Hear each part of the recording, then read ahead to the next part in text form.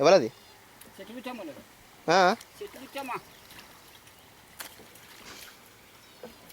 ఈ యొక్క నీళ్ళు ఇవి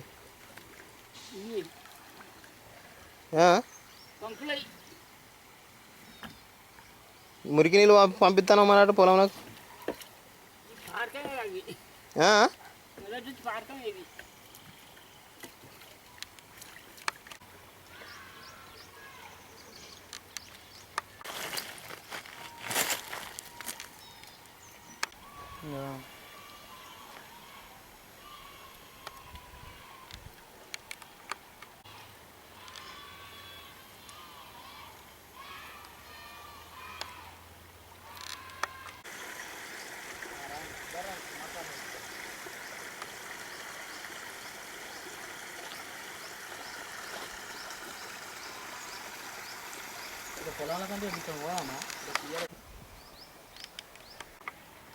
ఇవి తినడం వల్ల అనేక మంది జబ్బున పడుతున్నారు.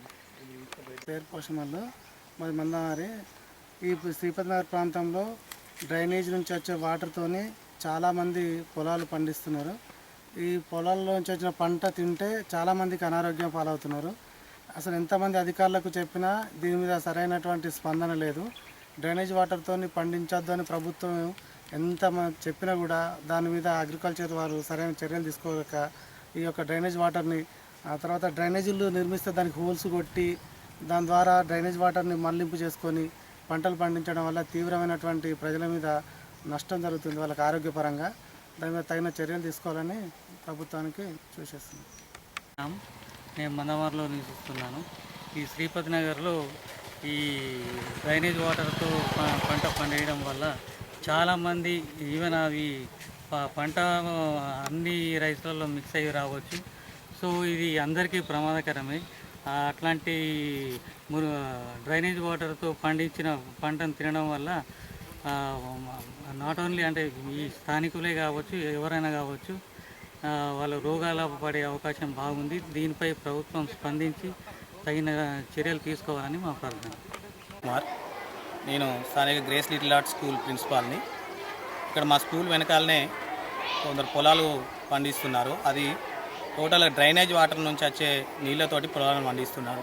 మున్సిపాలిటీ వాళ్ళు డ్రైనేజ్ కాలువ నిర్మించినా కూడా దాన్ని పగలగొట్టి రంధ్రాలు చేసి అందులో నుంచి వాటర్ని పొలాలకు మళ్ళిస్తున్నారు. ఇలా చేయడం వల్ల పిల్లలు రావడానికి కూడా ఇబ్బంది అవుతుంది. ఆ డ్రైనేజీ కాలువలు 8 ఫీట్ల లోతు వరకు తోడుతున్నారు. అందులో మూగజీవులు పడిపోవడం, పిల్లలు పడితే కూడా ప్రమాదం జరిగే అవకాశం ఉంది. నెక్స్ట్, ఈ బియ్యం తిన్న వాళ్ళు దాదాపుగా రోగాల బారిన పడతారు. అవి మనకు కూడా రావచ్చు. డైరెక్ట్ రైస్ మిల్లకు పంపుతున్నారు వీటిని. అంతేకాకుండా ఇక్కడ స్థానికంగా ఉన్న ఈ పొలాల వాళ్ళకు, అధికారులకు ఎన్నిసార్లు చెప్పినా కూడా దీని గురించి ఎవరు స్పందించలేదు. ఇప్పటికైనా చర్య తీసుకొని తగిన విధంగా వీళ్ళను ఈ డ్రైనేజ్ వాటర్తో పొలాలు పండించొద్దని విజ్ఞప్తి చేస్తున్నాం.